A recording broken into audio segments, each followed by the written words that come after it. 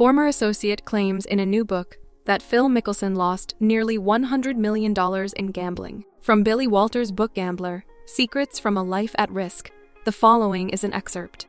A content partner of Golf Digest, Fire Pit Collective, is where this piece first appeared. The book will be available on August 23 from Simon & Schuster at the AT&T Pebble Beach Pro-Am in Northern California in 2006. I got to know Phil Mickelson for the first time. I made the cut along with Swedish pro Freddie Jacobson, and as luck would have it, we were matched with Phil and his amateur partner. Freddie and Phil were headed for 2 scores of 77 and a tie for 38th position. Phil and I only spoke sports during the last round, oblivious to the captivating beauty of the Monterey Peninsula and one of my favorite courses in the entire world. He was clearly attempting to relate to me on a personal level because he was aware of my success with sports betting. Despite his inflated score that day, Phil's golfing prowess was in vogue. I have played with numerous PGA Tour professionals throughout the years, and frankly, Phil had a different set of tools that the majority of them lacked. In order to hit one miraculous shot, he was also prepared to gamble everything and possibly lose a golf champion, a man I can relate to. I received an invitation from the bank in May 2008 to take part in another Pro-Am at the Wachovia Championship in Charlotte, North Carolina. Phil and I crossed paths in the locker room. He was more forthright this time. He said, "I hear you do partnerships." Thanks for watching. Please like, share, and subscribe for sports news update like this one. "I do," I responded, "but only if someone has access to locations I am unable to guess, or venues where they can wager more than I can." Phil owned both. We stayed in touch after the Wachovia meeting and eventually decided to form a 5-year gambling partnership. We played a couple dozen rounds of golf together during that time, the majority of them in Southern California. Even though we always had a small wager, typically $10,000 on the line, our games were never about winning money. We became into what I thought of as friends. If you've ever played golf with a friend, you understand what I mean. Throughout the course of our betting partnership, I frequently felt obligated to give Phil some discreet advice in order to prevent some of the same problems that troubled me when I was a younger man.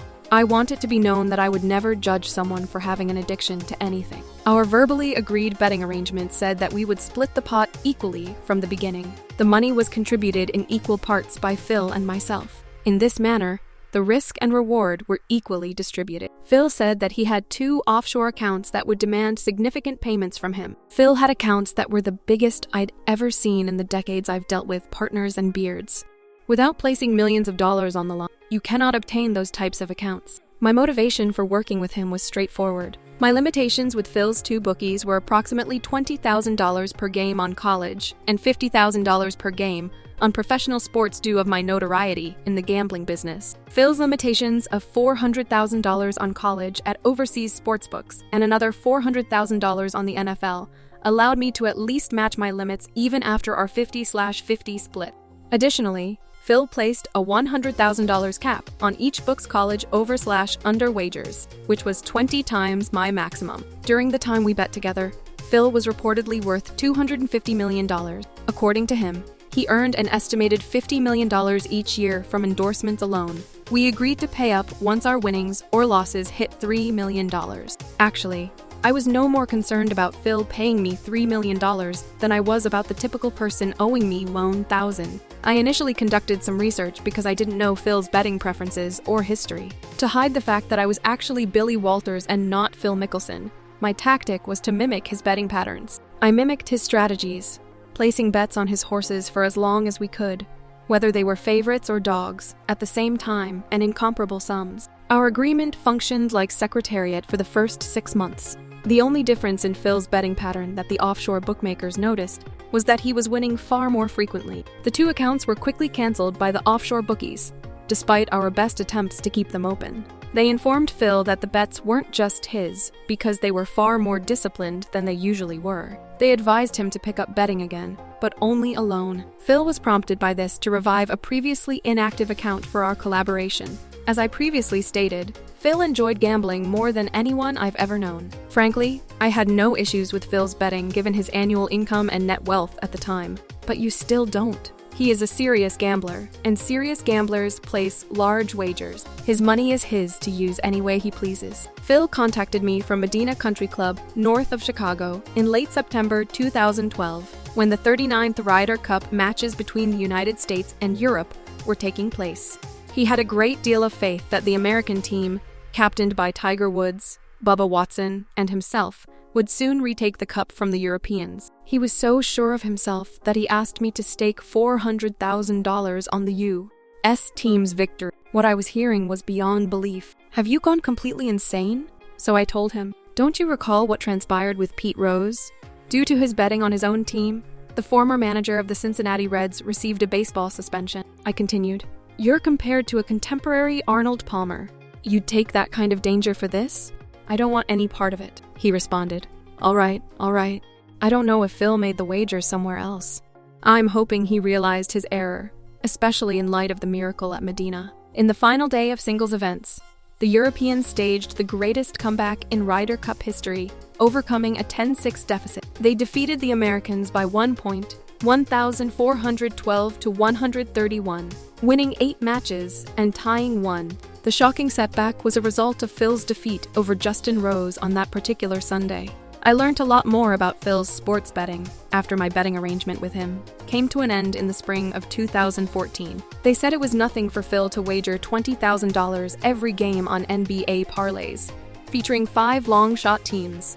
Alternatively, bet $100,000 or $200,000 per game on baseball, basketball, and football. Here is a summary of Phil's gambling behavior between 2010 and 2014 based on my in-depth betting record and other records provided by the sources. He wagered $110,000 to win $100,000 1,115 times in total. He wagered $220,000 to win $20,000 on 858 times. The total amount of those 1,973 gross bets exceeded $311 million. He placed 3,154 wagers in 2011 alone, or roughly 9 every day. He placed 43 wagers on Major League Baseball games on one day in 2011, June 22, losing $143,500. He placed an astounding 7,065 bets on baseball, basketball, and football. Based on our friendship and what I've since learned from others, Phil's gambling losses were substantially larger than the $40 million that had been previously reported. Over the past 3 decades, he has wagered a total of more than $1 billion. I'm the only one I know who has exceeded that level of volume. There has been a lot of curiosity about what I would have to say about Phil ever since it was made known that I was writing an autobiography. I don't want to talk about his personal life in any detail. If others want to do it, I'll let them. Many people in the media, on Twitter, and in the golf community have claimed that Phil tipped off the authorities about my alleged insider trading. That was not the case. The events were considerably worse. One of the most well-known persons in the world and someone I used to consider a friend, Phil Mickelson, declined to reveal a straightforward reality that he shared with the FBI and that might have prevented me from going to jail. He is aware that I never told him I had inside knowledge about stocks. Phil only needed to publicly state it. He declined. I lost my freedom as a result, along with tens of millions of dollars and a heartache that I continue to battle every day. My daughter committed suicide while I was incarcerated, but I still think I could have stopped her if I had been outside. In my book, I go into further detail on how Phil managed to get out of not 1, but 2 cases that resulted in criminal charges, whereas this part only focuses on our betting relationship. Phil is not always the guy he seems to be, as my book makes obvious. Thanks for watching. Please like, share, and subscribe for sports news update like this one.